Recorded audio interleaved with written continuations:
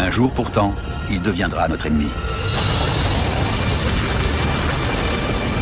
Pour survivre, nous devrons quitter notre planète. Partir à la conquête de nouveaux territoires. Et transformer d'autres mondes pour recréer celui que nous aurons laissé derrière nous. Dans un avenir lointain, le Soleil deviendra un monstre. Il exterminera toute vie sur Terre et avalera des planètes entières. Il finira même par s'autodétruire. Ça va arriver. Un jour, notre Soleil mourra, et ce jour-là, nous partirons avec lui. Il est temps de penser à l'avenir.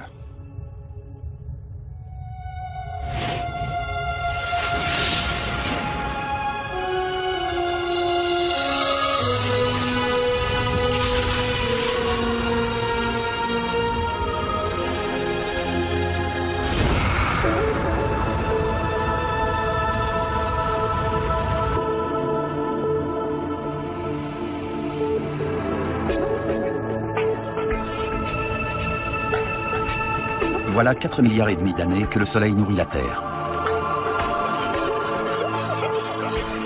Il fournit l'énergie qui permet aux plantes de pousser. C'est grâce à lui que la vie peut exister. Mais tout cela va changer.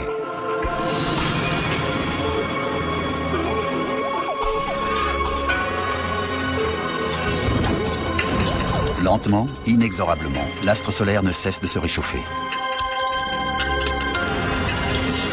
C'est lui qui nous a donné la vie. Mais ce qu'il a donné,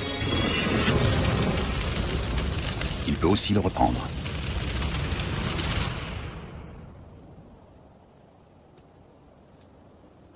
Pour garantir aux êtres humains un avenir à long terme, nous devons abandonner notre planète et découvrir de nouveaux territoires à coloniser.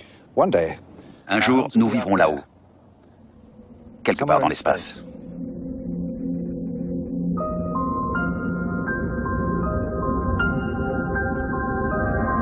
Dans le futur lointain, c'est peut-être là que nous chercherons refuge.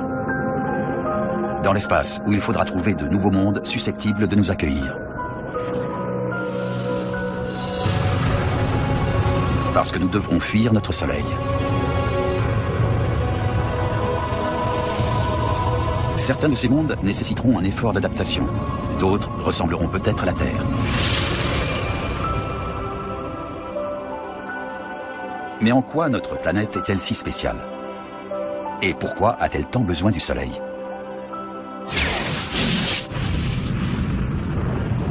Observons le Soleil tel qu'il est aujourd'hui.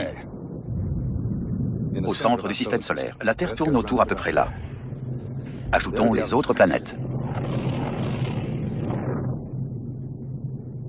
Si notre planète abrite la vie, c'est parce qu'elle est juste à la bonne distance d'un Soleil. Plus près, on cuirait. Plus loin, on gèlerait.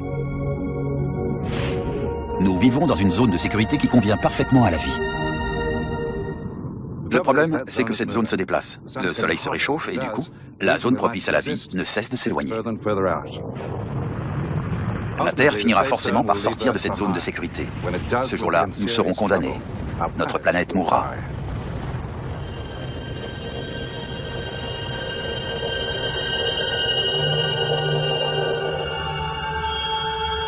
Voilà comment cela va se passer.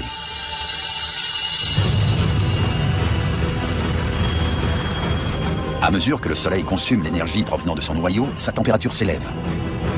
Lorsqu'il sera 5% plus chaud qu'aujourd'hui, toute la végétation sur Terre mourra. «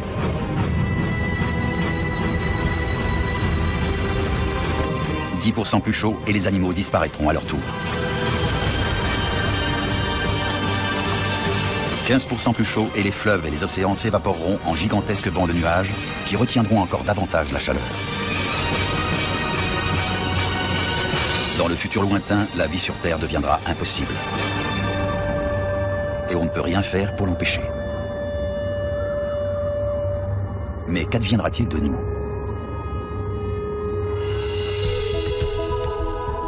Robert Zubrin, ingénieur en astronautique, pense connaître la réponse. Il veut nous trouver un nouvel endroit où habiter. Il n'y a qu'une alternative. On peut se développer, coloniser et voyager dans l'espace, ou on peut disparaître. Non seulement nous disparaîtrons, mais à moins de voyager dans l'espace et d'emmener la vie terrestre avec nous dans l'univers, toute cette vie disparaîtra aussi.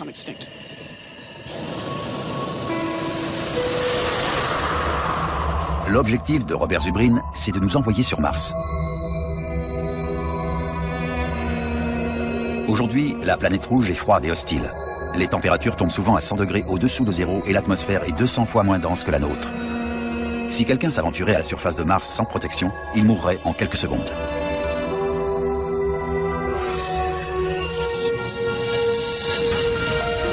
Mais d'après certains scientifiques, nous pourrions malgré tout nous y établir.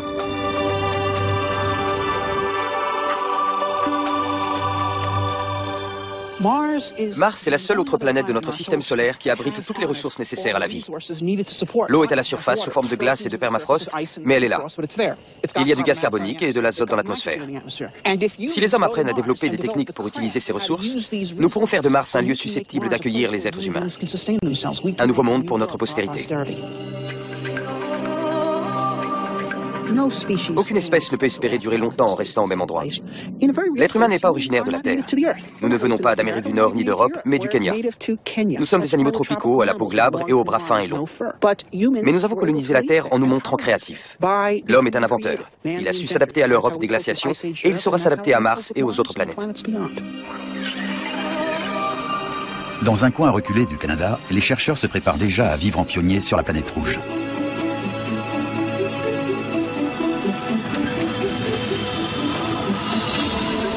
Ils ont réussi à surmonter les difficultés de la vie dans une capsule spatiale. Robert Zubrin est optimiste. Nous sommes prêts à nous lancer. Et franchement, si nous reculons devant l'obstacle, ça voudra dire que nous ne sommes plus qu'un pâle reflet de l'espèce que nous avons été. Nous sommes beaucoup mieux préparés à envoyer des hommes sur Mars aujourd'hui que nous ne l'étions à envoyer des hommes sur la Lune en 1961, quand JFK a lancé le programme Apollo. I believe that this nation should commit itself to achieving the goal of landing a man on the moon and returning him safely to the Earth. Nous avons aluni 8 ans plus tard. C'est techniquement faisable. Il faut juste faire preuve d'un peu de cran.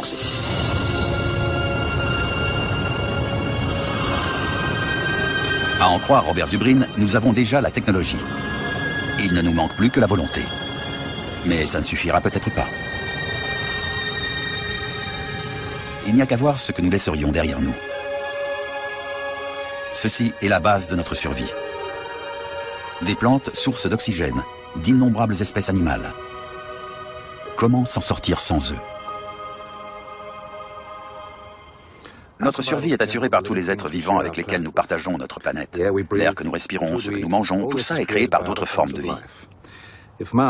Si nous partons sur Mars, tout ça devra partir avec nous. Il y a encore 15 ans, nous pensions avoir la solution. Voici Biosphère 2, un immense dôme de verre étanche d'une superficie de 12 700 mètres carrés en plein désert de l'Arizona. En théorie, c'était un écosystème autosuffisant et les hommes pouvaient y vivre. Les arbres produisaient de l'oxygène tandis que les nuages et les océans artificiels régulaient le climat. Mais l'expérience a été un échec. Les cobayes partis là-bas en mission ont rapidement manqué de nourriture et il a fallu les approvisionner en oxygène. Sur Mars, aucun d'eux n'aurait survécu. Pour avoir une chance de coloniser un jour la planète rouge, il va falloir trouver autre chose. Le plus simple, ce serait peut-être de la changer.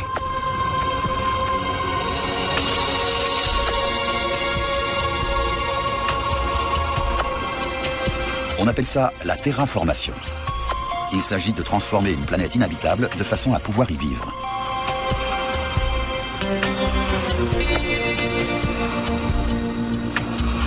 D'après Chris McKay, chercheur à la NASA, on pourrait faire de Mars un endroit étonnamment similaire à la Terre. Quand on pense au voyage dans l'espace, on a tendance à se focaliser sur l'homme. Mais en fait, il s'avère qu'il est plus facile d'y envoyer d'abord des plantes et des micro-organismes. Ce seront les premiers martiens. Dans la vallée de la mort en Californie, Chris McKay cherche les organismes les plus robustes de la planète. De ceux qui pourraient peut-être survivre sur Mars. Et voilà. Ces traînées verdâtres sont des algues, des organismes microscopiques qui prospèrent même dans le climat hostile et changeant de la vallée de la mort. Et elles pourraient prospérer sur Mars aussi. en absorbant le gaz carbonique de cette atmosphère ténue et irrespirable et en rejetant de l'oxygène. Sauf que pour le moment, rien ni personne ne peut survivre sur Mars. La première chose à faire pour rendre Mars habitable pour les petites algues les plus résistantes, c'est la réchauffer un peu. Pour l'instant, elle est trop froide et sèche pour abriter une forme de vie terrestre. Or, on sait réchauffer une planète. On le fait sur Terre. Ce qui pollue sur Terre serait une solution sur Mars. Quelle ironie. La meilleure façon de rendre la planète rouge habitable serait sans doute de la polluer.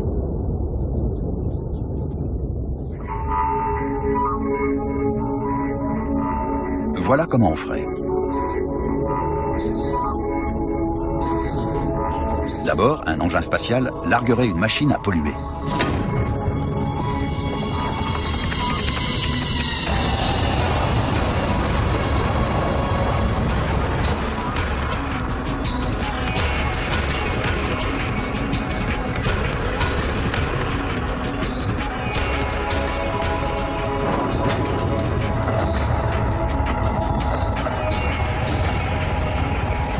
L'appareil aurait pour fonction d'aspirer un mélange de poussière et d'atmosphère martienne et de les transformer en nouveaux composants chimiques. Il rejetterait ensuite ces gaz à effet de serre pour réchauffer la planète, ainsi qu'une suie noire pour absorber la chaleur du Soleil. Si nous envoyons beaucoup de machines, Mars finira par être assez chaude pour que ces algues puissent y survivre. Elles commenceront alors à produire de l'oxygène. Mais pour accélérer le processus, il nous faudrait des sources d'oxygène plus efficaces. Et nous n'en connaissons pas de meilleures que les plantes et les arbres.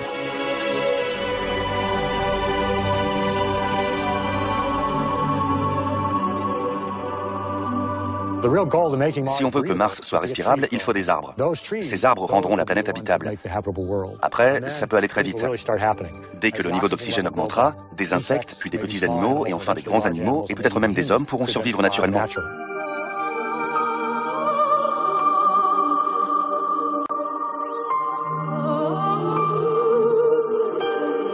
Nous avons théoriquement les moyens de changer Mars.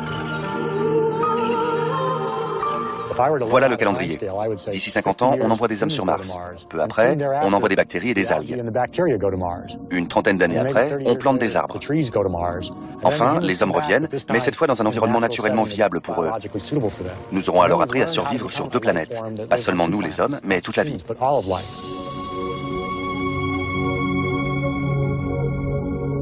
C'est un projet étonnant et très audacieux. S'il fonctionne, la planète rouge finira par ressembler à la Terre.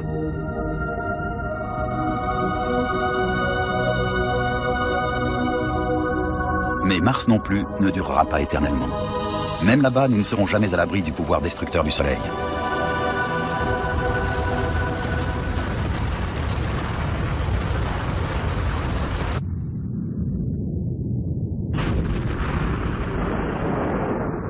Plus le Soleil se réchauffe et plus la zone de sécurité propice à la vie s'éloigne. Ça, c'est Mars. La Terre est morte, c'est ici que nous vivons. Grâce à la terraformation, on se croirait presque sur la Terre. Et grâce au réchauffement du Soleil, Mars est maintenant dans la zone de sécurité. Le problème, c'est que le Soleil continue à se réchauffer. Un jour ou l'autre, Mars sortira à son tour de la zone de sécurité. Où irons-nous donc après ?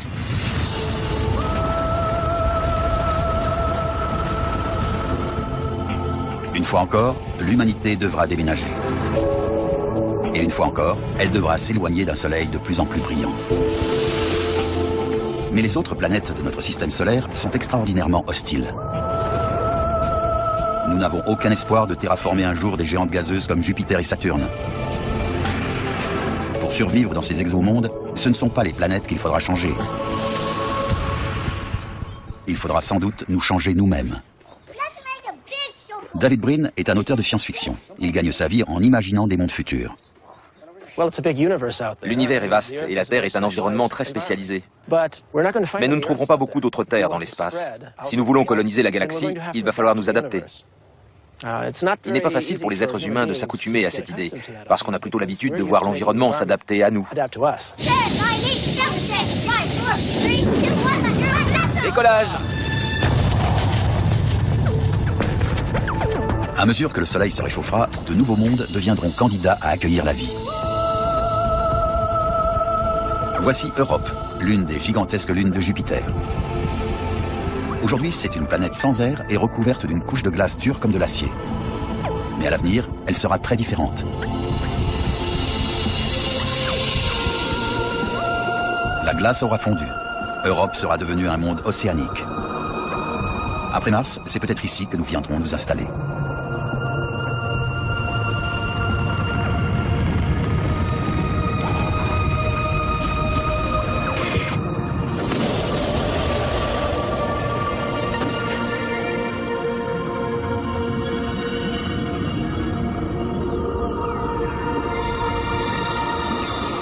Nous pourrions bâtir des villes au fond d'une mer inconnue. Mais pour David Brin, vivre derrière une paroi de verre n'est pas une solution à long terme. Nous envisageons d'aller sur d'autres planètes. Au début, nous porterons des combinaisons spatiales et nous vivrons sous des dômes. Nous emporterons notre environnement terrestre avec nous. Mais un jour, les gens voudront sortir et pour ça, nous devrons nous-mêmes évoluer et nous adapter à de nouveaux environnements. Nos ancêtres se sont adaptés à la vie sur la Terre. Mais d'après David Brin, nos descendants pourraient se transformer pour évoluer dans d'autres mondes. Les êtres humains ont été très inventifs depuis 20 millions d'années. Mais les autres espèces ne sont pas en reste. Les oiseaux ont des poumons dans lesquels l'air circule de façon à utiliser l'intégralité de leurs poumons. Nous n'utilisons que la moitié de notre capacité pulmonaire. Si nous étions modifiés génétiquement, afin que la circulation de l'air se fasse comme chez les oiseaux, nous pourrions survivre dans des atmosphères très ténues. Ne serait-ce pas formidable de pouvoir hiberner comme un ours? Ça nous permettrait de voyager jusqu'à des exoplanètes.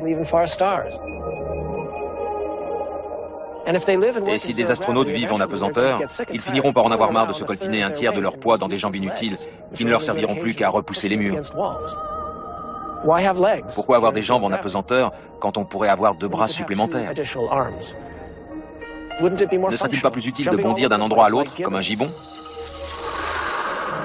Le génie génétique peut-il réaliser tout ça? Qui sait? Nous ne sommes qu'à l'aube de cette grande aventure. Mais c'est une vision extravagante de demain à laquelle il faut réfléchir. N'est-ce pas tentant? Tant que les humains sont heureux, créatifs et productifs au sein d'une grande civilisation.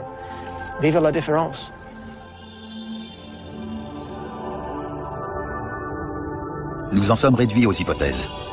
À quoi ressembleront nos descendants? Seul l'avenir le dira. Et où vivront-ils? Une chose est sûre, ce ne sera pas ici.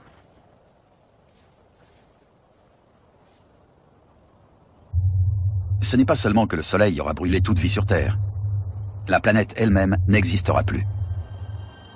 Tout ce que nous connaissons aura disparu. Dans le futur lointain, notre Soleil deviendra un monstre.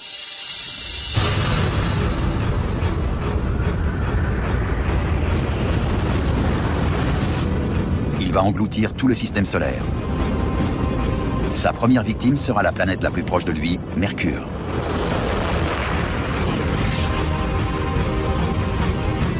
Vénus est la suivante, transformée en une boule de matière en fusion. Elle finit par se dissoudre.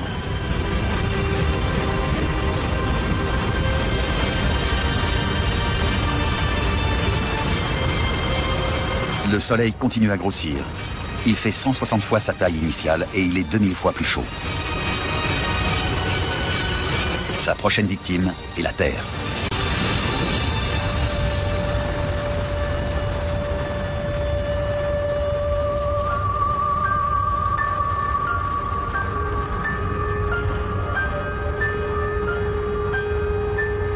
Brûlée par l'astre solaire, la planète qui était autrefois la nôtre se met à fondre et est avalée.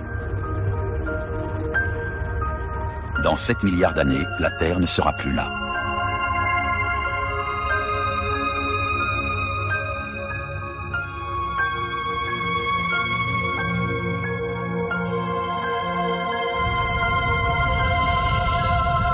Aujourd'hui, la question reste entière. Le destin de notre planète est-il aussi le nôtre? Pouvons-nous réellement survivre à la mort de la Terre? Regardez où nous en sommes et voyez le chemin parcouru. Comparé à il y a un siècle, nous vivons dans un univers de science-fiction avec des gratte-ciel de 100 étages. Comment croire, quand on voit ça, que d'ici un siècle, il n'y aura pas une nouvelle ramification de la civilisation humaine sur Mars? Revenons maintenant 1000 ans en arrière. Un monde éclairé uniquement par le feu. Qui peut affirmer que dans 1000 ans, il n'y aura pas des centaines de nouvelles ramifications de la civilisation humaine sur des mondes gravitant autour de centaines d'étoiles dans cette galaxie?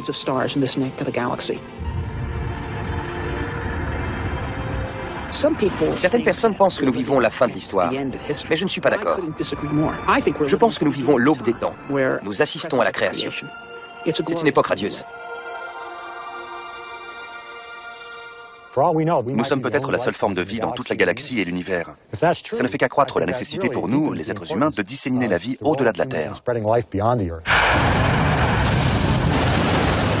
Si nous sommes la seule étincelle de vie, il ne faut surtout pas la laisser s'éteindre. Aujourd'hui, les scientifiques imaginent déjà des lendemains étranges et lointains pour notre espèce. Si vraiment nous survivons, nous serons peut-être témoins de l'ultime transformation de notre Soleil.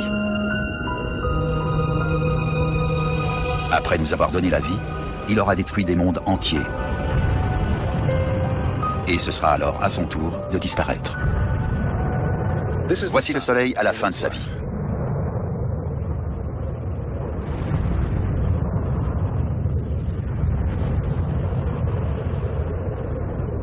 Une couche après l'autre, il est en train de se désagréger. De gigantesques traînées de matière d'étoiles dérivent dans l'espace. Le processus a pris des millions d'années, mais sa conclusion est inévitable. C'est la mort de notre Soleil.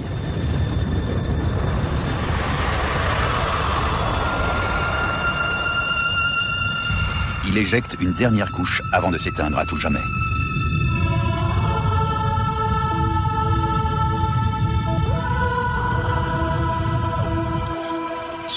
Un jour, le Soleil disparaîtra. Cet événement sera-t-il important pour nos descendants dans plusieurs milliards d'années? Je ne crois pas, parce qu'ils auront alors déjà observé ce phénomène sur quantité d'autres étoiles. Mais s'ils y pensaient, ils pourraient remercier leurs ancêtres de ne pas être restés sur leur petit monde à attendre la fin, et d'avoir plutôt choisi de partir à la conquête de l'univers, rendant ainsi leur vie possible.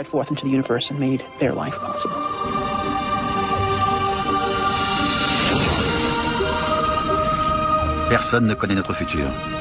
Mais celui de notre Soleil est déjà scellé. Un jour ou l'autre, nous devrons quitter la Terre. Notre planète n'existera plus. Notre vie sera dans l'espace.